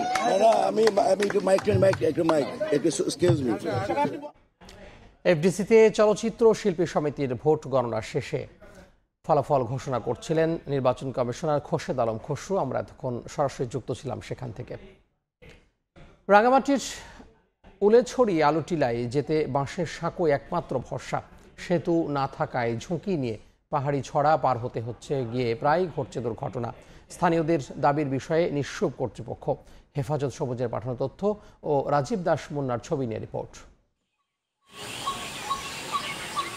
উপত্যকার ছড়ার ওপর 3 ফুট প্রশস্ততার বাঁশের সাঁকো পাটাতন তৈরি করা হয়েছে কাঠ ও বাঁশ দিয়ে। তার উপর দিয়ে ঝুঁকি নিয়ে চলাচল করছেন এলাকাবাসী। এটি কোনো দুর্গম এলাকার চিত্র নয়। রাঙামাটি পৌরসভার 9 নম্বর ওয়ার্ডের উলোছড়ি ও আলোটিলা এলাকার প্রবেশদ্বারের এ বেহাল দশা। অথচ বাঁশের সাঁকোর 3 মিটার দূরেই ফসলি জমির ওপর দাঁড়িয়ে আছে পাকা সেতুর বেশ কয়েকটি পিলার। 2016 সালে সেতুটির নির্মাণ কাজ শুরু হলেও দীর্ঘ 9 বছরেও শেষ হয়নি। সেতুটি নির্মাণ নিয়েও রয়েছে এলাকাবাসীর ঘোর আপত্তি, কারণ এটির এক প্রান্ত যুক্ত হয়েছে পাহাড়ের পাদদেশে। সেতু থেকে নেমে মূল সড়কে পৌঁছাতে অতিক্রম করতে হবে 300 ধাপের সিঁড়ি। গর্ভবতী মহিলা যদি থাকে, কেউ যদি অসুস্থ হয়ে যায়, একে নিয়ে আলোচনা করতে কষ্ট হয়। বাসের খাটে ব্রিজ দিয়ে আজকে আমরা অনেক বছর ধরে আসা যাওয়া করতেছি, তো আমাদের কষ্ট হচ্ছে না। যে আশ্বাস থাকে না, আমাদের আশ্বাস যে ঠিক আছে মানে আপনাদের ব্রিজটা হবে, কিন্তু পিরিয়ডটা গেলেও আমরা ওইতে মানে দেখায়ও পাই না। ব্রিজের জন্য মানুষ হাসপাতালে যায় নাই, আসা যাওয়া অনেক কষ্ট। স্কুলে যেতে আমাদের খুব ভয় লাগে, কখনো পড়ে যাওয়ার সম্ভাবনা থাকে। এ বিষয়ে কথা বলতে গেলে কৌশলে এড়িয়ে যান রাঙামাটি পার্বত্য জেলা পরিষদের চেয়ারম্যান। হাফ ডাউন বলাটা ঠিক হবে না, এটা চলমান মনে হয় প্রকল্পটা। হয়তো এটা 3 বছরের প্রকল্প, 2 বছর মনে হয় করা হয়েছে, আর 1 বছর মনে হয় বাকি আছে। এবং যে টাকা বরাদ্দ দেওয়া হয়েছে সেটা দিয়ে শেষ হবে কিনা আমি জানি না। বাঁশের সাঁকোটি দিয়ে প্রতিদিন উলোছড়ি ও আলোটিলা এলাকায় প্রায় 1,500 মানুষ যাতায়াত করেন। সময় সংবাদ, রাঙামাটি। নেত্রকোনার শাওর অঞ্চলে পুরো দমে শুরু হয়েছে ধান কাটা উৎসব। এবার অনুকূল আবহাওয়া ও দুর্যোগ না হওয়ায় বাম্পার ফলন হয়েছে। সরকারের ভর্তুকি মূল্যের হারভেস্টার মেশিনে দ্রুত মাড়াই শেষে মাঠেই ফসল বিক্রি করতে পারায় স্বস্তি কৃষকের চোখে মুখে। আলপনা বেগমের পাঠানো তথ্য ছবি নিয়ে রিপোর্ট। মাঠের পর মাঠে দোল খাওয়া কৃষকের স্বপ্ন অবশেষে ধরা দিয়েছে হাতে। প্রায় বছরই নানা দুর্যোগে ক্ষতিগ্রস্ত কৃষকরা আতঙ্কে দিন কাটালেও এবার সব শঙ্কা মারিয়ে নেত্রকোনার হাওড়াঞ্চলে পুরোদমে শুরু হয়েছে ধান কাটা উৎসব। মনের আনন্দে মারাই কাজে ব্যস্ত হাওরের কৃষক কৃষানি। এবছর শিলাবৃষ্টি, আগাম বন্যা সহ অন্যান্য দুর্যোগ না হওয়ায় এবং আবহাওয়া অনুকূলে থাকায় গেল ২-৩ বছরের লোকসানের পর এবার লাভের আশায় কৃষক। স্বল্পকালীন নতুন ৮৮-৮৯ জাতের হাইব্রিড চাষ করায় ১৫ দিন আগেই ধান কাটতে পারছেন তারা। সরকারের দেয়া ভর্তুকি মূল্যের হারভেস্টার মেশিনে দ্রুত মাড়াই শেষে মাঠ থেকেই ফসল বিক্রি করতে পারায় চাষিদের চোখে মুখে খুশির ঝিলিক। ইনশাআল্লাহ দোয়া ভালো হয়েছে, ফসল মোটামুটি ভালো হয়েছে। এই ৭-৮ মণ ধরে হবে। ৮৯ হাইব্রিড এগুলা করে আরো বেশি মানের আমরা ধান পাই। হাওরে অনেক ধান হয়েছে, অনেক দামে ব্যস্ত আছি আলহামদুলিল্লাহ। সবকিছু মিলাইয়া সুষম সার ব্যবহার করা হয়েছে এবং আবহাওয়া ভালো থাকায়, বিশেষ করে আমাদের যে আবহাওয়ার তাপমাত্রাটা ভালো থাকায় ধানটা কিন্তু দ্রুত পেকে গেছে। আগামী ১৫ থেকে ২০ দিনে পুরো ধান কাটার আশা। পোকার আক্রমণ কম হওয়ায় ফসলও ভালো হয়েছে। যদি আমাদের কোনো প্রাকৃতিক দুর্যোগ না আসে তাহলে আমরা নেত্রকোনা জেলায় এবছর আমাদের যে উৎপাদনের টার্গেট রয়েছে ৮,২,৬৬০ মেট্রিক টন চালে, এর চেয়ে আমাদের উৎপাদন আরো বেশি হবে। আশা করবো যে কৃষক তার মুখের হাসি নিয়ে তারা আনন্দের সাথে ধান কাটবে এবং ধান তারা গোলায় তুলে তারা আনন্দের হাসি হাসবে। চলতি মৌসুমে নেত্রকোনায় বোরো আবাদ হয়েছে প্রায় ১,৮৫,৩২০ হেক্টর জমিতে। সময় সংবাদ, নেত্রকোনা। ইলিশের অভয়াশ্রমে মাছ ধরায় চলছে ২ মাসের নিষেধাজ্ঞা। কাজ না থাকায় চাঁদপুরের জেলে পরিবারের দিন কাটছে কষ্টে। এমনকি খাদ্য সহায়তা পাচ্ছেন না ৪,০০০ জেলে। আবার প্রণোদনার চাল পরিমাণে কম দেয়ায় অভিযোগ উঠেছে। নাইমুল ইসলাম নীরবের ছবিতে ফারুক আহমেদের রিপোর্ট। জাল ছেড়ে অটোরিকশা চালাচ্ছেন জেলে রেফায়েত হোসেন। নিষেধাজ্ঞাকালে সরকারি সহায়তা না পেয়ে বাধ্য হয়ে পেশা পরিবর্তন করেছেন তিনি। ইলিশ প্রজনন বাড়াতে চলমান সরকারি নিষেধাজ্ঞায় জেলেদের খাদ্য সহায়তা দিচ্ছে সরকার। এই কর্মসূচিতে চাঁদপুরে চাল পাচ্ছেন ৪০,০০০ জেলে, অথচ সরকারি তালিকায় জেলের সংখ্যা ৪৪,০০০। বাকি ৪,০০০ জেলের পরিবারের দিন কাটছে অর্ধাহার অনাহারে। তাদের মধ্যে যারা সুযোগ পেয়েছেন তারা সাময়িক সময়ের জন্য পেশা পরিবর্তন করেছেন। নিষেধাজ্ঞা শেষ হলেই আবারও জাল ও নৌকা নিয়ে তারা ছুটে যাবেন নদীতে। আর জেলায় অনিবন্ধিত জেলে রয়েছেন আরও ৫,০০০। ১ বছর আগে আমাদের কার্ডের অ্যাপ্লিকেশন দিয়েছিলাম, কিন্তু আমাদের সাথে যারা দিয়েছে তাদের অনেকের গুলো আসছে, কিন্তু আমাগুলো আসেনি। কিভাবে খাবো, কিভাবে চলবো, যে কিস্তি মিস্তি আছে, অনেক দেনা বানা করে জালমাল করি। আমাদের সংসারী নিয়ে অনেক ভয়াবহী, দ্রুত তার কাটটা করা হয়, সকল আইনবিধি মেনে চলে এখন। এদিকে অভিযোগ উঠেছে প্রণোদনা চাল একই পরিমাণ না দেওয়ার, তবে পরিমাণে একটু কমিয়ে সবার মাঝে বন্টনের দাবি জনপ্রতিনিধিদের। পরিবারের জন্য একটা দুর্বিষহ জীবন বয়ে আসছে এবং আমাদের নেতারও আমরা জেলেদের কাছে বিভিন্ন প্রশ্নের সম্মুখীন হচ্ছি। চালু আসে না, নাম আছে, তারাও তো জেলে। ৪০ কেজি তাদেরকে না দিয়ে আমরা ডিবেট করে আসে ৩৫ কেজি ৩৬ কেজি যাই আসে ওইটা সবার মাঝে বন্টন করে দিয়ে দিই। প্রকৃত জেলে যদি তালিকা করা যেতে পারতো তাহলে সম্ভব ছিল এদেরকে ফ্যাসিলিটি বাড়িয়ে দেওয়া হইলো মাছ ধরা থেকে বিরত রাখা। ইলিশের অভয়াশ্রমগুলোতে ১ মার্চ থেকে শুরু হওয়া মাছ ধরার নিষেধাজ্ঞা শেষ হবে আগামী ৩০ এপ্রিল। ফারুক আহমদ, সময় সংবাদ, চাঁদপুর। জিম্বাবুয়ে সিরিজ ও বিশ্বকাপকে সামনে রেখে নতুন strength and conditioning coach Nathan ক্যালির অধীনে ফিটনেস টেস্ট দিচ্ছেন ক্রিকেটাররা। এই মুহূর্তে গুলিস্তানের বঙ্গবন্ধু জাতীয় স্টেডিয়ামে আছেন রিপোর্টার মাহবুব ইমন। আমরা সবশেষ খবর জানতে সরাসরি যুক্ত হব তার সঙ্গে। প্রায় ২০ বছর বাদে মোটা দাগে যদি বলি ১৯ বছর পর আবারও ক্রিকেট ফিরছে বঙ্গবন্ধু জাতীয় স্টেডিয়ামে। যদিও ক্রিকেট ফিরছে না, ক্রিকেটাররা ফিরছেন। জানেন যে সামনেই বিশ্বকাপ, তার আগে রয়েছে জিম্বাবুয়ের বিপক্ষে সিরিজ এবং সেই জিম্বাবুয়ের বিপক্ষে সিরিজকে সামনে রেখে নতুন যেই টাইগারদের strength and conditioning coach Nathan Kiely রয়েছেন, তার অধীনে কিন্তু ক্রিকেটাররা সকাল থেকে যে ফিটনেস টেস্ট, সেই ফিটনেস টেস্টটা দিচ্ছেন। শুধুমাত্র যে বিশ্বকাপের বিবেচনায় থাকা ক্রিকেটাররা তারাই নন, টেস্ট এবং ওয়ানডে দলের বিবেচনায় থাকা যে সমস্ত ক্রিকেটাররা রয়েছেন সবাই মিলে কিন্তু এই ফিটনেস টেস্টটা দিচ্ছেন, দেখতেই পাচ্ছেন। সংখ্যার হিসেবে এখন পর্যন্ত যেটা 33, তবে আরও 2-1 ক্রিকেটার হয়তো চলে আসবেন। তবে জানেন যে ইনজুরির কনসার্ন থাকায় তাইজুল ইসলাম এই ফিটনেস টেস্টটা দিচ্ছেন না, তাসকিন আহমেদ দিচ্ছেন না এবং সৌম্য সরকার দিচ্ছেন না। তারাও হয়তো পরবর্তীতে কোনো এক সময় এই ফিটনেস টেস্টটা দেবেন। জানেন যে এছাড়াও সাকিব আল হাসান বর্তমান সময়ে মার্কিন মুলুকে অবস্থান করে, তিনিও কিন্তু এই ফিটনেস টেস্টটা দিচ্ছেন না। এর বাইরে যে সমস্ত ক্রিকেটাররা রয়েছেন, সিনিয়র ক্যাম্পেনার মাহমুদুল্লাহ রিয়াদ, মুশফিকুর রহিম, অধিনায়ক নাজমুল হোসেন শান্ত সহ সবাই কিন্তু এই টেস্টটা দিচ্ছেন। জানেন যে ঢাকা প্রিমিয়ার লিগের ব্যস্ততা চলছে এবং ক্রিকেটাররা কিন্তু টানা ক্রিকেটের মধ্যে রয়েছেন। তবে যেহেতু 2 দিনের বিশ্রাম রয়েছে, কারণ সুপার লিগের ম্যাচ শুরু হবে পরশু থেকে, এই 2 দিনের বিশ্রামের মধ্যে কিন্তু ফিটনেসের যে টেস্ট, সেই টেস্টটা নিচ্ছে যে নাথান ক্যালি, বলছিলাম যে নতুন স্ট্রেংথ অ্যান্ড কন্ডিশনিং কোচ। এবং এইখানে এই ফিটনেস কেন আসলে বঙ্গবন্ধু স্টেডিয়ামকে বেছে নেওয়া, এর কারণ হচ্ছে এই ট্র্যাক অ্যান্ড ফিল্ড। 3টা বাংলাদেশের নাথান কেলি আসলে চাইছিলেন তার যে ক্রিকেটাররা রয়েছেন তাদেরকে তাদের যে রানিং টেস্টটা সেটা কোনো ট্র্যাকে নেওয়ার জন্য, যে কারণে মূলত বঙ্গবন্ধু স্টেডিয়ামকে বেছে নেওয়া। এর বাইরে আরও 2টো স্টেডিয়াম প্রস্তাবনায় ছিল, একটি আর্মি স্টেডিয়াম আর একটি বিকেএসপি, যেখানেও কিন্তু অ্যাথলেটিক্স ট্র্যাক রয়েছে। তবে বঙ্গবন্ধু স্টেডিয়ামের অ্যাথলেটিক্স ট্র্যাকটা যেহেতু একেবারে নতুন, এখন পর্যন্ত আনুষ্ঠানিকভাবে শুরু হয়নি, যে কারণে আসলে বঙ্গবন্ধু স্টেডিয়ামকে বেছে নেওয়া। তবে এই বর্তমান সময়ের কোনো ক্রিকেটারের কিন্তু আসলে বঙ্গবন্ধু স্টেডিয়ামে বা এই মাঠে খেলার অভিজ্ঞতা নেই। যদিও বাংলাদেশের ক্রিকেটের যদি সূতিকাগারের কথা বলি, সেই সূতিকাগার কিন্তু এই বঙ্গবন্ধু জাতীয় ক্রিকেট স্টেডিয়াম। এবং 2005 সাল পর্যন্ত 31 জানুয়ারি সবশেষ আন্তর্জাতিক ম্যাচ হয়েছিল এই মাঠে জিম্বাবুয়েতে। এরপর কিন্তু ক্রিকেট স্থায়ীভাবে চলে যায় মিরপুরে, যেটা হোম অফ ক্রিকেট, অর্থাৎ শেরেই বাংলা জাতীয় ক্রিকেট স্টেডিয়াম। এবং প্রায় 19 বছর ধরে কোনো ক্রিকেট কিন্তু এই মাঠে হয়নি এবং ক্রিকেটারদেরও আসলে পদচারণা হয়নি। যদিও মাঝে 2011 সালে যে বিশ্বকাপ হয়েছিল, বাংলাদেশ যে বিশ্বকাপে স্বাগতিক হয়েছিল যৌথভাবে ভারত এবং শ্রীলঙ্কাকে নিয়ে, সেই বিশ্বকাপের উদ্বোধনী অনুষ্ঠান কিন্তু এই মাঠে হয়েছিল। তবে বর্তমান এই যে বাংলাদেশের স্কোয়াড রয়েছে, পঞ্চ পাণ্ডবের আমরা কথা বলি, বর্তমান যিনি জাতীয় দলে খেলছেন মাহমুদুল্লাহ রিয়াদের এই মাঠে খেলার অভিজ্ঞতা রয়েছে। তবে সেটা কিন্তু 2004 সালে, সেটা প্রতিযোগিতামূলক ক্রিকেট হলেও কিন্তু জাতীয় দলের জার্সিতে কোনো ক্রিকেট নয়। যদি এবার একটু দেখতেই পাচ্ছেন আসলে সব ক্রিকেটারদের এখানে কিন্তু এসে আবেগ তাড়িত হয়ে গেছেন জাতীয় দলের যিনি বর্তমানে ম্যানেজারের দায়িত্ব পালন করছেন নাফিজ ইকবাল খান এবং ক্রিকঅফসের ম্যানেজার শাহরিয়ার নাফিজ। আমরা একটু দেখানোর চেষ্টা করব।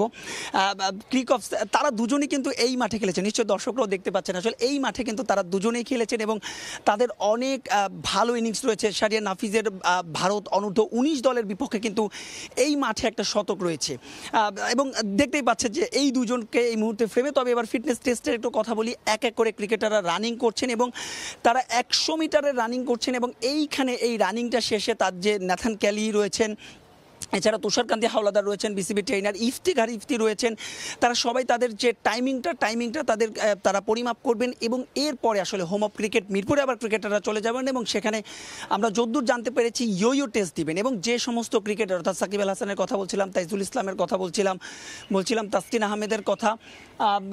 আহমেদের কথা, এরা কিন্তু পরবর্তীতে যে কোনো একটা সময় কিন্তু অবশ্যই তাদের সবাইকে ফিটনেস টেস্ট দিতে হবে। জানেন যে 28 তারিখ, চলতি মাসের 28 তারিখ জিম্বাবুয়ে আসবে বাংলাদেশে এবং 3 তারিখ থেকে শুরু হবে 5 ম্যাচের যে টি20 সিরিজ এবং এরপরে চলতি মাসের 16 তারিখ, আগামী মাসের 16 তারিখ কিন্তু বাংলাদেশ দল বিশ্বকাপ খেলতে মার্কিন মুলুক অর্থাৎ যুক্তরাষ্ট্রে উড়াল দেবে। তো এই ছিল আমার কাছে বঙ্গবন্ধু জাতীয় স্টেডিয়াম থেকে ক্রিকেটারদের যে ফিটনেস টেস্ট তার সবশেষ আপডেট। সহকর্মী মাহবুব রিমন যুক্ত হয়েছিলেন বঙ্গবন্ধু জাতীয় স্টেডিয়াম থেকে। আবারও চলচ্চিত্র শিল্পী সমিতির খবর। চলচ্চিত্র শিল্পী সমিতির নতুন সভাপতি মিশা সওদাগর, সাধারণ সম্পাদক মনোয়ার হোসেন ডিপজল। 21 পদের মধ্যে মাহমুদ কলি নিপুণ প্যানেল থেকে নির্বাচিত হয়েছেন মাত্র 3 জন। বিস্তারিত জানাতে এফডিসিতে আছেন সহকর্মী নিয়াজ শুভু। আমরা সরাসরি যুক্ত হব তার সঙ্গে। মিশা ভাই, আমরা যেটা দেখেছি যে আসলে নিপুণ কিন্তু আপনাকে মালা পরিয়ে বরণ করে নিয়েছে, একটু তার প্রসঙ্গেও জানতে চাই আপনার কাছে। না, আমরা তো নিপুণকেও মালা পরিয়ে বরণ করে নিয়েছি এবং তুমি কি খেয়াল করেছো আমি অ্যাজ এ প্রেসিডেন্ট স্পটে 2 সেক্রেটারিকে মিলিয়ে দিয়েছি এবং দীপজ্যোৎ ভাইকে মানে নিপুণের হাত দীপজ্যোৎ ভাইয়ের হাতে মিলিয়ে দিয়েছে এবং আমরা হাত রেখেছি। আমি বলেছি ইনশাল্লাহ আমরা চলার পথে একসাথে চলবো, একসাথে কাজ করবো, দ্বিধাদ্বন্দ্ব আমরা করবো না। ওই তথাকথিত থানা পুলিশ এইটা সেটা কিছু করবো না। ওকে, থ্যাংক ইউ, ভালো থাকবেন। দর্শক, আসলে আপনারা যেমনটা শুনছিলেন যে আসলে মিশা সওদাগর কিন্তু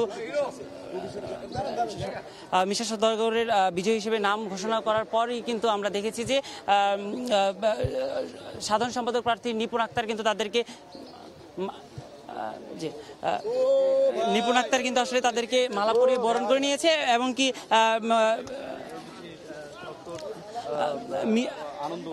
মিশা সওদাগর এবং ডিপজল তারা দুজনেই কিন্তু আবার নিপুণকে বরণ করে নিয়েছে।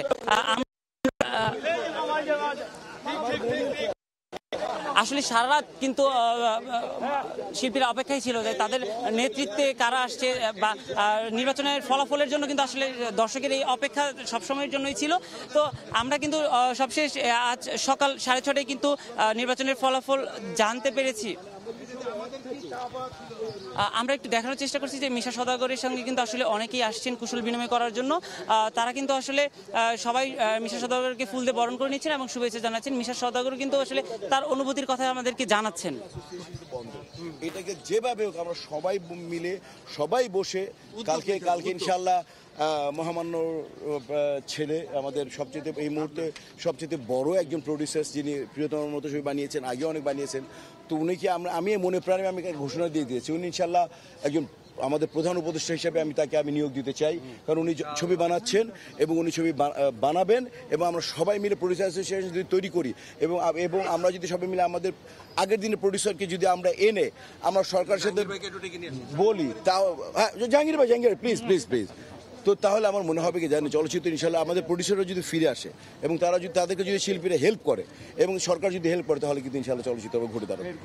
মিশা ভাই, আপনি কিন্তু সবসময় বলতেন যে আসলে আপনি সব শিল্পীদের জন্য কাজ করতে চান এবং সবাইকে নিয়ে কাজ করতে চান। তো এইবার তো আপনার প্যানেল সংখ্যাগরিষ্ঠভাবে জয়লাভ করেছে, এবার আসলে আপনাদের কাজের প্ল্যানটা কি? আমার মনে হয় 25টা ছবি প্রডিউসার, মানে বললাম সম্ভব না, একটা আর্টিস্ট কখনো আমি আর্টিস্ট হতে পারবো না। এই আমার বন্ধু, এই যে আমার বন্ধু,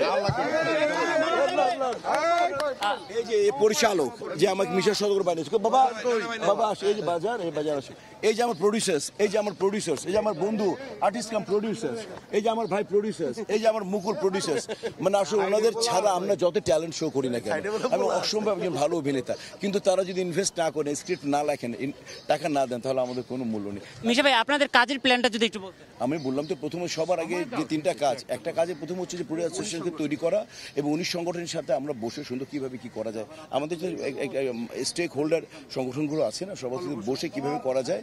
এবার যেহেতু আমরা সব একত্রিত হয়েছি, আর আমি তো বললাম একটু আগে বলেছি যে মহামান্য ছেলে আমাদের সাথে আছেন, তো ইনশাল্লাহ উনি আমাদেরকে চেষ্টা করবেন এবং আমরা ফিল্মের ভালো দিকগুলোকে আমরা নির্ণয় করব। এই যে আমার মামা ইকবাল একটা ছবি বানিয়ে যাচ্ছে, তো ইনশাল্লাহ আমরা করি, আমরা সবাই মিলেমিশে ইনশাল্লাহ প্রডিউসার অ্যাসোসিয়েশনকে সবার আগে দাঁড়া করে, কারণ যেখান থেকে প্রোডাকশন হবে, প্রোডাকশন হয় না দেখে তো আজকে আমরা ছবি পাচ্ছি না। তো প্রোডাকশন হাউস সরকারের সাথে কি হেল্প করতে হবে, এফডিসিকে টাকা পয়সা কমাতে হবে, অনেক ব্যাপার আছে, এগুলো পরে বলবো আপনাদেরকে। আমরা চেষ্টা করবো চলচ্চিত্র সর্বাঙ্গীন কিভাবে সাকসেস করা যায় সেই বিষয়ে কাজ করবো। Thank you very much. আর প্রশ্ন করুন। আমরা আর একটু কথা বলবো চিত্রনায়িকা শাহনূরের সঙ্গে, তিনিও কিন্তু আসলে নির্বাচনে জয়ী হয়েছেন। আমরা লাইভে আছি, আমরা একটু কথা বলবো। আমরা একটু শাহনূর আপুর অনুভূতিও জানার চেষ্টা করবো যে আপু, আপনার প্যানেল থেকে সংখ্যাগরিষ্ঠ জয়ী হয়েছে এবং কি আপনি বরাবরের মতো এবারও জয়ী হয়েছেন, আপনার অনুভূতিটা একটু জানতে চাইব।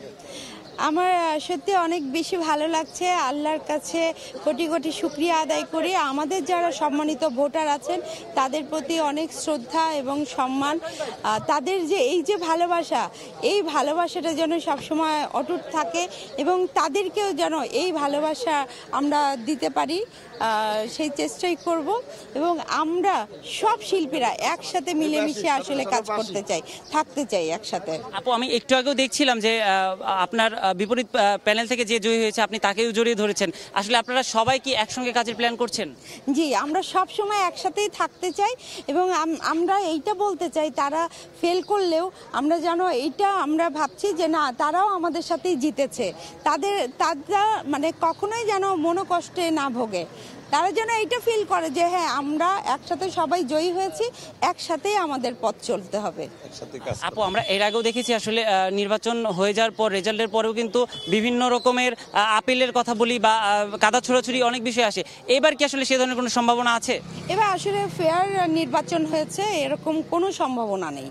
এবার কেউ যাতে কোনো মামলা মোকদ্দমায় না যেতে পারে সেইভাবেই আসলে এবার ভোটটা কাউন্ট হয়েছে এবং অনেক সঠিকভাবে মূল্যায়নটা করেছে সবাই এবং সুষ্ঠু একটা নির্বাচন হয়েছে। আমরাও কিন্তু দেখেছি আসলে গতকাল সকাল থেকে কিন্তু আইনশৃঙ্খলা বাহিনী তৎপরতায় কিন্তু বেশ সুশৃঙ্খলভাবে নির্বাচন হয়েছে, বেশ সূক্ষ্মভাবে কিন্তু ভোট হয়েছে এবং কি ভোটাররা কিন্তু তাদের পছন্দের প্রার্থীকে বেছে নিয়েছে তাদের ইচ্ছা মতো। তো এই বছর কিন্তু আসলে এবারের নির্বাচনে কিন্তু আমরা সেরকম কাদা ছুড়াছুড়িও দেখিনি। তো সেই জায়গা থেকে আসলে এবারে শিল্পী সমিতি যে কমিটিটা হতে যাচ্ছে সেটা কি শিল্পী সমিতির একটা দৃষ্টান্ত হতে পারে? অবশ্যই দৃষ্টান্ত আমরা সৃষ্টি করেছি। আমরা সবসময় চেয়েছি যে আমরা সব শিল্পীরা আমরা একসাথে পথ চলবো। আমাদের ভেতরে আমরা শুরু থেকেই বলেছি যে কোনো কাদা ছোড়াছুড়ি করব না বা কখনোই কোনো শিল্পীকে ছোট করে কথা বলবো না, এটা আমাদের ভেতরে ছিল এবং আমরা এটা মেনটেন করে গিয়েছি। তো ইনশাল্লাহ আমরা কখনোই আর কোনো শিল্পীকে ছোট করতে চাই না, কষ্ট দিতে চাই না, সবাইকে নিয়ে একসাথে পথ চলবো ইনশাল্লাহ। আপু, আপনি গত নির্বাচনে কিন্তু নিপুণের প্যানেলে ছিলেন, তো এবার তো আসলে নিপুণ হেরে গেছে এবং কি আপনার সহকর্মী আরো যারা হেরেছে তাদের উদ্দেশ্যে আসলে কি বলার আছে আপনার? তাদেরকেও বলবো যে আপনারাও জিতেছেন, আপনারাও আসেন, আমরা সবাই জিতেছি, এখানে কোনো শিল্পীরা হারেনি। আমরা সব শিল্পীদেরকে একসাথে নিয়ে তারা যেন কখনোই মনোকষ্টে না ভোগেন, তারা যেন চিন্তা করেন যে হ্যাঁ তারাও জিতেছেন এবং আমাদের যত শিল্পীরা আছেন আমাদেরকে ভোট দিয়েছেন, তাদেরকে ভোট দিয়েছেন, তাদের সমস্ত শিল্পীদেরকেই বলবো যে আপনারা সবাই একসাথে আসেন। আমরা কোনো শিল্পীকে ছোট করতে চাই না, আমরা প্রত্যেককে আমরা অনেক ভালোবাসি। ধন্যবাদ। চিত্রনায়িকা শাহানুর যেমনটা বলছিল, আসলে তারা কিন্তু নির্বাচনের আগে থেকেই, ভোটের দিনের আগে থেকেই কিন্তু তারা বলে আসছিল যে নির্বাচনের রায় যেটাই হোক না কেন শিল্পীরা সবাই আসলে একসঙ্গে কাজ করতে চান। এই মুহূর্তে আসলে আমরা দেখছি যে শিল্পী সমিতির নির্বাচনকে কেন্দ্র করে এবিসিতে যে রব অবস্থা ছিল বা মানুষের যে পরিমাণ উপস্থিতি ছিল, এখন অনেকেই আসলে ফলাফলের কারণে কিন্তু দেখা গেছে যে তারা বিভিন্ন জায়গায় আসলে আনন্দ মিছিল করছে। আমরা দেখছি যে এইখানে চিত্রনায়ক জয় চৌধুরী আছে, আমরা একটু তার সঙ্গে কথা বলার চেষ্টা করব, কারণ জয়কে আমরা প্রতিবার আসলে জয়ী হতে দেখেছি। জয় ভাই, আপনাকে বরাবরের মতো দেখেছি যে আমরা বিজয়ী হতে, আপনার একটু অনুভূতিটা জানতে চাই। Thank you so much. আসলে এটা আমাদের মনে হচ্ছেন দিবস সাহেবের জয়। আমরা অনেক কষ্ট করেছি শুধু একটা মাত্র মানুষের জন্য, সেটা হচ্ছে আমাদের মনে হচ্ছেন দীপজল মুভি লর্ড, যিনি বাংলাদেশ ইন্ডাস্ট্রিকে আজকে 35 বছর ধরে রেখেছেন। আজকে তার ইলেকশন করেছি আমরা এবং উনি জয়ী হয়েছেন। আমাদের পোস্টে আমাদের মনে হচ্ছেন দীপজল সাহেব জয়ী হয়েছেন, এটা আমাদের সব থেকে ভালোবাসার মানুষ। আমরা আমাদের মেম্বারদের কাছে তারা আমাদের উপর ভরসা রেখেছে, দোয়া চাই আমরা যাতে তারা ভরসা রাখতে পারি। জয় ভাই, আমি আরেকটা বিষয় একটু জানতে চাই আপনার কাছে। চিত্রনায়ক জয় কিন্তু আসলে কথা বলছিলেন, আমরা দেখতে পাচ্ছি যে আসলে অনেকেই কিন্তু তাদের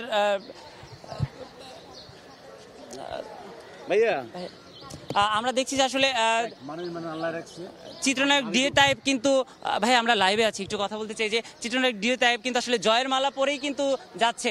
আমরা একটু ভাইয়ের অনুভূতি জানবো। ভাই কেমন লাগছে? ভীষণ অন্যরকম এই ফিলিংস, আসলে শেয়ার করার মতো ফিলিংস, যে একটা মানে excitation, how I can explain. আমি আসলে মনে হচ্ছে, কারণ 3 দিন ঘুমাই না, আমরা ডে নাইট কাজ করেছি। তা আর এই যে বন্ধুরা, ভালোবাসার মানুষগুলো আমাকে সম্মানিত করেছে, ফুলের মালা পরিয়ে দিয়েছে, আমার ভীষণ মানে আমি খুবই অন্যরকম এখন, আমার খুবই আনন্দিত, খুবই পরম পাওয়া বলা যাবে, যেটা একটা পরম পাওয়া। ভাই, আমরা আপনার গলায় যে পরিমাণ মালা দেখছি, আপনার কি মনে হয় না যে আপনার দায়িত্ব এত বেড়ে গেছে, কাঁধে এত ভর চলে এসেছে? আমি ডেফিনেটলি, এই মালার মধ্যে কিন্তু ফুলের কাঁটা থাকে, কাঁটাগুলো আমি অবশ্যই সাবধানে থেকে আমি শুধু ফুলের কাজটা ঠিকমতো করে যাব।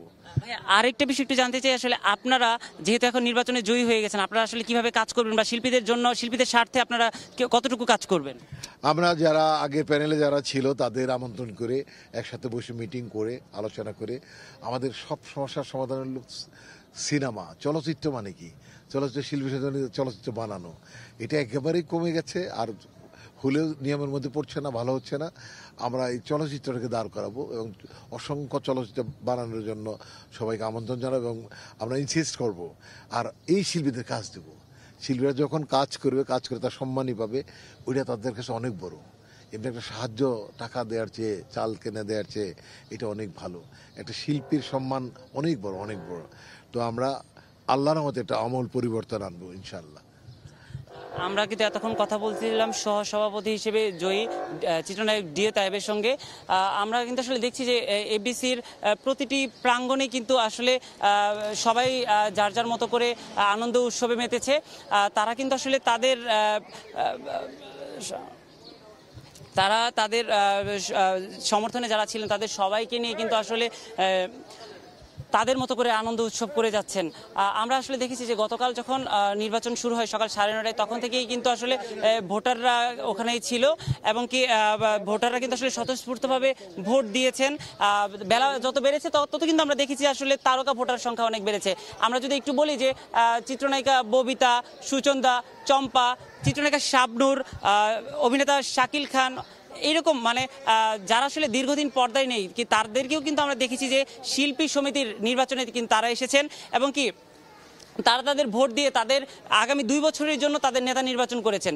আমরা বরাবরই জানি যে আসলে মিশা সওদাগরকে কিন্তু আমরা একজন মানবিক সভাপতি হিসেবে এর আগেও পেয়েছি।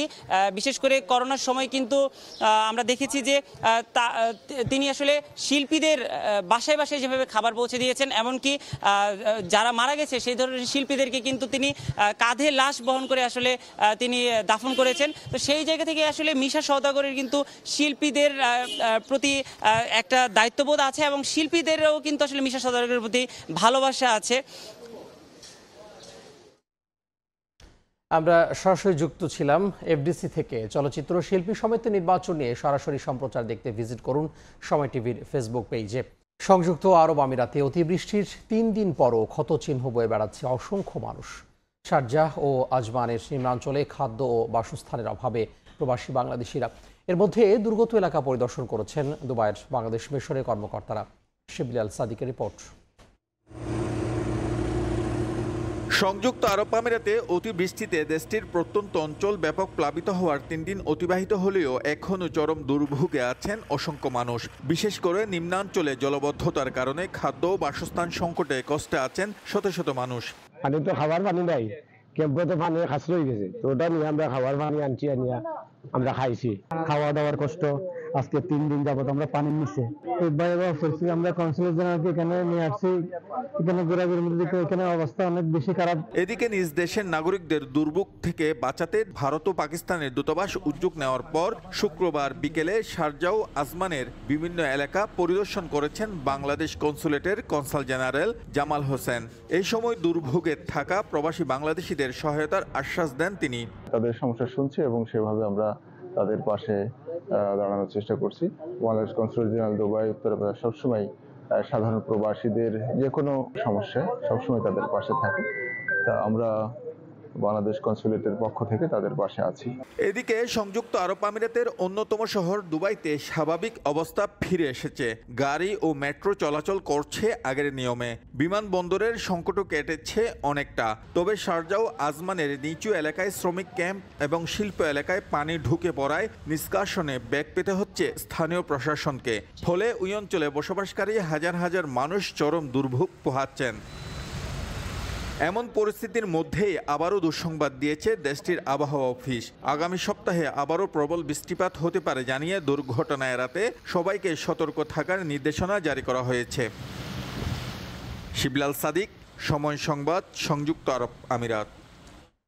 ভেনিস বিয়েনালের ৭তম উৎসবে উদ্বোধন হলো বাংলাদেশ প্যাভিলিয়নের। প্রথম দিনে দেখা গেছে বিদেশিদের উপচে পড়া ভিড়। বিশ্বের গৌরবময় আসরে দেশকে তুলে ধরতে পেরে খুশি আয়োজক ও প্রবাসী বাংলাদেশিরা। বিস্তারিত মাকসুদ রহমানের রিপোর্টে।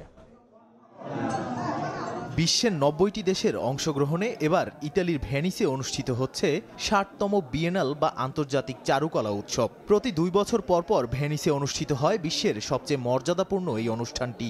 সরকারের সার্বিক সহযোগিতায় এবার নিয়ে পঞ্চমবারের মতো অংশগ্রহণ করছে বাংলাদেশ। বৃহস্পতিবার সন্ধ্যায় বাংলাদেশ প্যাভিলিয়ন উদ্বোধন করেন বাংলাদেশের শিল্পকলা একাডেমির মহাপরিচালক জনাব লিয়াকত আলী লাকি। অনুষ্ঠানে আরও উপস্থিত ছিলেন বাংলাদেশের সংস্কৃতি বিষয়ক মন্ত্রণালয়ের যুগ্ম সচিব নাফরিজা সায়েমা ও ইতালির মিলানে নিযুক্ত বাংলাদেশের consul general MJH Jabed. 18 April বৃহস্পতিবার সন্ধ্যায় উদ্বোধনী অনুষ্ঠানে উপস্থিত ছিলেন বাংলাদেশি প্রবাসীদের পাশাপাশি অসংখ্য বিদেশি দর্শনার্থী ও বিশ্বের বিভিন্ন দেশের চারুকলার শিল্পীরা। বাংলাদেশ প্যাভিলিয়নে দর্শনার্থীদের উপচে পড়া ভিড়, এতে খুশি আয়োজক ও প্রবাসী বাংলাদেশিরা। ঐতিহ্যবাহী ভেনিস আন্তর্জাতিক বিয়েনালে এবছর বাংলাদেশের 4 গুণী শিল্পীর শিল্পকর্ম প্রদর্শিত হচ্ছে। শাহেদ কবির তালুকদার, সৈয়দা মাহবুবা করিম, আব্দুর রব ও 21 পদকপ্রাপ্ত শিল্পী অধ্যাপক শাহজাহান আহমেদ বিকাশ। 1907 সাল থেকে শুরু হওয়া ভেনিস আন্তর্জাতিক বিয়েনালকে বিশ্বের সবচেয়ে মর্যাদাপূর্ণ চারুকলা প্রদর্শনী হিসেবে গণ্য করা হয়। এবছর অনুষ্ঠানটি 20 এপ্রিল থেকে শুরু করে 24 নভেম্বর পর্যন্ত টানা প্রায় 7 মাস চলবে। এ সময় বিভিন্ন দেশের প্যাভিলিয়নে শিল্পীদের শিল্পকর্ম প্রদর্শিত হবে এবং দর্শক হিসেবে থাকবেন ভেনিসে আসা লাখ লাখ পর্যটক।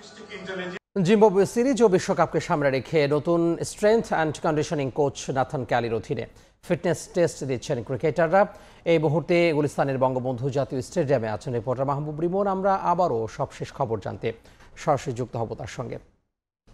রিমন, ক্রিকেটারদের ফিটনেস টেস্টের খবর জানাচ্ছিলাম সকাল থেকে। মোটা দাগে কিছুক্ষণ আগে অর্থাৎ মিনিট 10 আগে সেই 1.5 ঘন্টার যে ফিটনেস পরীক্ষা, সেই পরীক্ষাটা শেষ হয়েছে এবং আরও একজন ক্রিকেটাররা এসেছে। অর্থাৎ সব মিলিয়ে 34 জন ক্রিকেটার যে ফিটনেস টেস্ট, সেই ফিটনেস টেস্টটা দিয়েছেন এবং ফিটনেস টেস্টের শেষে ছিল 1600 মিটারের রানিং এবং 2 ধাপে যেই 34 ক্রিকেটার 17 ভাগ হয়ে 34 ক্রিকেটার সেই ফিটনেস টেস্ট রানিং 1600 মিটার যে রানিং সেখানে অংশ নিয়েছিলেন এবং তাদের মধ্যে প্রথম হয়েছেন তানজিম সাকিব, টাইগার পেসার, বিশ্বকাপের বিবেচনায় খুব ভালোভাবেই যিনি আছেন এবং তৃতীয় হয়েছেন টাইগার অধিনায়ক নাজমুল হোসেন শান্ত। মুশফিকুর রহিম ছিলেন বিবেচনায়। দেখতেই পাচ্ছেন আসলে সেই ফিটনেস টেস্ট শেষ করে কিন্তু ক্রিকেটাররা এই মুহূর্তে আস্তে আস্তে যে বঙ্গবন্ধু জাতীয় স্টেডিয়াম রয়েছে, অনেক স্মৃতির বঙ্গবন্ধু জাতীয় স্টেডিয়াম, যেখানে কিনা 19 বছর আগে 2005 সালের 31 জানুয়ারি বাংলাদেশ দল সবশেষ কোনো আন্তর্জাতিক ম্যাচ খেলেছিল এবং এই দলের যদি কথা বলি একমাত্র মাহমুদুল্লাহ রিয়াদি এখানে প্রতিযোগিতামূলক কোনো ক্রিকেট খেলেছিল, এর বাইরে কোনো ক্রিকেটারের কিন্তু এখানে আসলে খেলা হয়নি। যদিও মাহমুদুল্লাহ রিয়াদ তিনি কিনা জাতীয় দলের হয়ে কোনো ম্যাচ এই মাঠে খেলেননি, তবে প্রতিযোগিতামূলক ক্রিকেট 2004 সালে তিনি খেলেছিলেন। এর বাইরে মুশফিকুর রহিমও আসলে কেউই খেলেননি এবং বর্তমান সময়ে যে ক্রিকেট খেলছে তাদের মধ্যে যদি কথা বলি একমাত্র মাশরাফি বিন মুর্তজা, যিনি কিনা প্রতিযোগিতামূলক ক্রিকেট খেলছেন অর্থাৎ ঢাকা প্রিমিয়ার লিগ খেলছেন, তিনি এই মাঠে আন্তর্জাতিক ম্যাচ খেলেছিলেন। এর বাইরে আসলে কেউই নয়। তারপরও কিন্তু একটা স্মৃতি রোমন্থন, যেহেতু দেশের ক্রিকেটের সূতিকাগার কিন্তু বলা হয় এই বঙ্গবন্ধু জাতীয় স্টেডিয়ামকে এবং জানেন যে 2000 সালে বাংলাদেশ টেস্ট স্ট্যাটাসের পরে ভারতের সঙ্গে বাংলাদেশের যে প্রথম ম্যাচটা ছিল সেই ম্যাচটাও কিন্তু এই মাঠে অনুষ্ঠিত হয়েছে। বলছিলাম যে কেন বঙ্গবন্ধু স্টেডিয়ামকে বেছে নেওয়া, এর একটাই কারণ এখানকার যে ট্র্যাক অ্যান্ড ফিল্ড। কারণ আপনি জানেন যে শেরেই বাংলাদেশ যে ক্রিকেট স্টেডিয়াম রয়েছে, যেটাকে আমরা হোম অফ ক্রিকেট বলি, সেখানে কিন্তু কোনো ট্র্যাক অ্যান্ড ফিল্ড নেই। বাংলাদেশের ঢাকার মধ্যে 3টা মাঠ রয়েছে ট্র্যাক অ্যান্ড ফিল্ড, যেখানে রয়েছে 1 বিকেএসপি, 2 আর্মি স্টেডিয়াম এবং 3 এই বঙ্গবন্ধু জাতীয় স্টেডিয়ামের যে ট্র্যাক অ্যান্ড ফিল্ড। অর্থাৎ যে কারণে আসলে নতুন যিনি কন্ডিশনিং কোচ রয়েছেন, strength and conditioning coach Nathan Kelly, তিনি চেয়েছেন যে বিশ্বকাপের আগে এবং জিম্বাবুয়ের বিপক্ষে যে সিরিজ রয়েছে সেই সিরিজকে সামনে রেখে তার ক্রিকেটারদের ফিটনেসটা পরখ করে নিতে এবং কিছুক্ষণের মধ্যে এই ক্রিকেটাররা চলে যাবে হোম অফ ক্রিকেট মিরপুর এবং যদ্দূর আমরা জানতে পেরেছি সেখানে গিয়ে দেবে ইয়ো টেস্ট। তো এই ছিল আমার কাছে বঙ্গবন্ধু জাতীয় স্টেডিয়াম থেকে ক্রিকেটারদের ফিটনেস টেস্টের সবশেষ আপডেট। সহকর্মী মাহবুব রিমন যুক্ত হয়েছিলেন বঙ্গবন্ধু জাতীয় স্টেডিয়াম থেকে। জানাবো ডিপিএল এর খবর। কায়েস নাসুমের নৈপুণ্যে দারুণ জয় পেয়েছে মোহামেডান স্পোর্টিং ক্লাব। ব্রাদার্স ইউনিয়নকে হারিয়েছে 5 উইকেটে। মিরপুরে প্রথম ব্যাট করে ব্রাদার্সের দেয়া 135 রানের জবাবে 23 ওভার 2 বলে এই জয় তুলে নেয় মতিঝিল পাড়ার ক্লাবটি। লিস্ট এ ক্রিকেটে ক্যারিয়ার সেরা বোলিং করে ম্যাচ সেরা হয়েছেন নাসুম আহমেদ। 22 রান দিয়ে 5 উইকেট নেন নাসুম আর 92 রানে অপরাজিত ছিলেন ইমরুল। দৃষ্টিনন্দন ব্যাট সুইং সঙ্গে পারফেক্ট টাইমিং। ইমরুল কায়েসের এমন শট দেখে কে বলবে বয়সটা যে তার 38 ছুঁই। তবে একই সময়ের সতীর্থ তামিম মুশফিকরা যখন সবার আলোচনার কেন্দ্রে, তখন ইমরুল অনেকটাই আড়ালে। যদিও উইলোবাজিতে প্রায়শই প্রমাণ দিয়ে যাচ্ছেন নিজেকে। মিরপুরে ব্রাদার্স ইউনিয়নের দেয়া 135 রানের জবাবে শুরু থেকে একাই লড়াই করেছেন ইমরুল। ওপেনিংয়ে তাকে খুব একটা সঙ্গ দিতে পারেননি রনি তালুকদার। মাত্র 10 রান করেই ফিরে যান। মাহিদুল ইসলাম অঙ্কনও এদিন হয়েছেন ব্যর্থ। রুবেল মিয়া কিছুটা চেষ্টা করলেও 14 রানের বেশি করতে পারেননি তিনিও। আরিফুল মাহমুদুল্লাহও পারেননি নামের সুবিচার করতে। তবে অপ্রতিরোধ্য ছিলেন ইমরুল। 37 বলে করেন 50 আর 92 রানে অপরাজিত থেকে দলকে 5 উইকেটের জয় এনে দেন তিনি। মোহামেডান সুপার লিগ নিশ্চিত করলেও শিরোপা জয় বেশ কষ্টসাধ্যই বলা যায়। এখন রানার্স আপ হওয়াটাই লক্ষ্য নির্ধারণ করেছেন অধিনায়ক। নিজের পারফরমেন্স নিয়েও সন্তুষ্ট ইমরুল। দল ওয়াইজ আমরা বলবো আমরা খুব ভালো পারফরমেন্স করছি মোহামেডান টিম, কারণ আমরা প্রথমের দিকে আমরা আমাদের কিছু প্লেয়ারকে আমরা মিস করছি, যেমন রিয়াদ ভাই, মিরাজ, এরা কেউ ছিল না। ওই জায়গা থেকে আমরা কিছু ম্যাচ আমরা ভালোভাবে খেলেছিলাম, বাট আমরা দুই একটা সিলি মিস্টেক হয়েছে, যার জন্য আমাদের কয়েকটা ম্যাচ, 3টা ম্যাচ আমরা হেরে গেছি। এদিকে এর আগে প্রথম ইনিংসে একাই ব্রাদার্স ইউনিয়নের ব্যাটিংয়ে ধস নামান নাসুম আহমেদ, নেন 22 রানে 5 উইকেট। ক্যারিয়ার সেরা বোলিং করে হয়েছেন ম্যাচ সেরাও। এমন একটা ইনিংসের জন্য অনেকদিন ধরেই অপেক্ষায় ছিলেন নাসুম। অনেকদিন ধরে একটা খিদা নিয়েছিলাম আর কি, উইকেটের খিদা নিয়েছিলাম, 1-2টা করে পাইতাম, বাট প্রথম 4 ম্যাচে মনে হয় আমি 2টা উইকেট পাইছি। বাট অনেক ছিল, এরপর ওই যে বোলিংয়ের লিস্টটাও যখন দেখতাম একদম তোলা নিতে আসে। আরও 5টা ম্যাচ রয়ে গেছে, বাট আমি সবসময় যেটা চেষ্টা করি ওই চেষ্টাটাই চালিয়ে যাচ্ছি আর কি। এখন পর্যন্ত 11 ইনিংসে 18 উইকেট নিয়েছেন নাসুম আহমেদ। লিগ পর্বের 11 ম্যাচ শেষে 16 পয়েন্ট নিয়ে টেবিলের 3য় স্থানে আছে মোহামেডান। তামিম হোসেন, সময় সংবাদ, ঢাকা। ব্যাটে বলে আশানুরূপ পারফরম্যান্স না করতে পারলেও ম্যাচ চলাকালীন নামাজ আদায় করতে গিয়ে সবার কাছ থেকে প্রশংসা কুড়িয়েছেন মাহমুদুল্লাহ রিয়াদ। এছাড়া ব্রাদার্স ইউনিয়নের বিপক্ষে ম্যাচে অদ্ভুতুরে অ্যাকশনে বোলিং করে সবাইকে অবাক করেছেন সাইলেন্ট কিলার। ম্যাচের তখন চলছে 19তম ওভার। ব্রাদার্সের পেসার নূরের বলে ক্যাচ তুলে আউট হয়েই মাহমুদুল্লাহ ড্রেসিং রুমের দিকে দিলেন ভৌদৌড়। কারণ খুঁজতে ক্যামেরার লেন্স তাক করা হয় তার দিকে। প্রথমে না বুঝলেও একটু পর স্পষ্ট হয় তার এমন দৌড়ানোর কারণ। শুক্রবার মিরপুরে একাদশ রাউন্ডের শেষ ম্যাচে 136 রানের লক্ষ্যে ব্যাট করতে নামে মোহামেডান। দারুণ ব্যাটিং নৈপুণ্যে একাই ম্যাচটাকে জয়ের দ্বার প্রান্তে নিয়ে যান অধিনায়ক ইমরুল কায়েস। জয়ের জন্য যখন প্রয়োজন 40 রান, তখনই ব্যাটিংয়ে আসেন মাহমুদুল্লাহ রিয়াদ। নেমেই সেই ওভারের 3য় বলে হাঁকান ছক্কা। তবে পরের ওভারে নূরের বলে আউট হন তিনি। আর তখন জুমার নামাজ শুরু হওয়ার বাকি অল্প কিছু সময়, তাই সময়টা নষ্ট না করে এভাবেই মাঠ ছাড়েন সাইলেন্ট কিলার। পরে তড়িঘড়ি করে মিরপুর ইনডোরের পাশের মসজিদে নামাজ আদায় করেন রিয়াদ। তারপর আবারও যোগ দেন দলের সঙ্গে। এর আগে অদ্ভুতরে বোলিং অ্যাকশনে সবাইকে অবাক করেছেন মাহমুদুল্লাহ। মজার ছলে তাকে অনুকরণ করেছেন মেহেদী হাসান মিরাজ, যা দেখে হাসি থামিয়ে রাখতে পারেননি কায়েস রিয়াদরা। জাতীয় দলে খুব একটা বোলিং করতে দেখা যায় না মাহমুদুল্লাহ রিয়াদকে, তবে ঘরোয়া লিগে প্রায়শই বল হাতে দেখা যায় সাইলেন্ট কিলারকে। এবারে ডিপিএলে এখন পর্যন্ত 3 ইনিংসে বোলিং করে 2 উইকেট শিকার করেছেন রিয়াদ। বসন্তের বর্ণিল ফুলে সেজেছে আয়ারল্যান্ড। চারদিকে ফুলের মৌতাত ছড়াচ্ছে মুগ্ধতা। ব্যস্ততার মাঝেও ফুলের হাসি দেখতে ঘুরছেন প্রকৃতিপ্রেমীরা। আয়ারল্যান্ড থেকে সৈয়দ জুয়েলের রিপোর্টে দেখুন বিস্তারিত।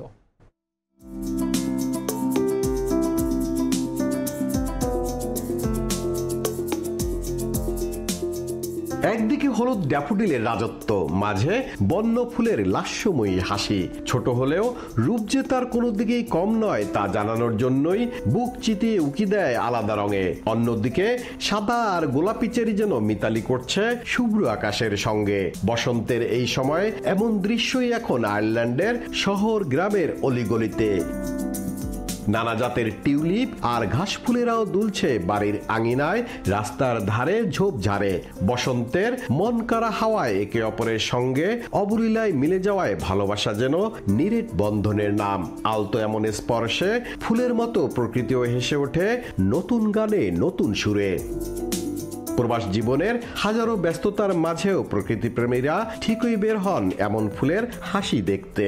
নাতিশীতোষ্ণ দেশের মানুষ যখন শীত প্রধান দেশে থাকি, তখন আমাদের মনটা কিছুটা বিচলিত থাকে। এই সময়টা এসে চারিদিকে ফুলের সমারোহ, সবুজের সমারোহ আমাদের মনটাকে কিছুটা আনন্দিত করে। গ্রীষ্মের তাপে হারিয়ে যাবে এ ফুল, আসবে গ্রীষ্মের ফুল। তারপরও ঋতুরাজ বসন্তের ফুল থেকে যায় কোটিপ্রেমীর অন্তরে। চারিদিকে শুধু রঙের ফুলঝুরি, এমন রং আরো কিছুদিন থাকবে। প্রকৃতি হাসবে ফুলের এমন দোলায়, সুবাসিত করবে ক্লান্ত পথিকের মন। সৈয়দ জুয়েল, সময় সংবাদ, আয়ারল্যান্ড। ভোরের সময়ের এ পর্যায়ের শীর্ষ সংবাদগুলো জানিয়ে দিব আরও একবার। চলচ্চিত্র শিল্পী সমিতির নতুন সভাপতি মিশা সওদাগর, সাধারণ সম্পাদক দীপজল, কলি, নিপুণ প্যানেলের ভরাডুবি। 21 পদের মধ্যে নির্বাচিত মাত্র 3 জন। আসলে ঠিক করে নেই, স্পিড না দিলেও গাড়ি আসে পড়ে। ভুল যেটা ভুল, যেটা অন্যায় সেটা অন্যায়। মহাসড়ক যেন মগের মুল্লুক, সর্বোচ্চ গতিসীমা মানতে চান না কেউই। প্রতিদিন প্রাণহানির পরও চলে পাল্লাপাল্লি, অটোমেটিক স্পিড ট্র্যাকার বসানোর তাগিদ।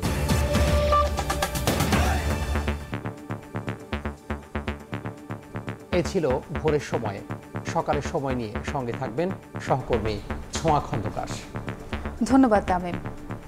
সকালের সময় নিয়ে ফিরছি কিছুক্ষণ পর, সঙ্গে থাকুন সময়ের।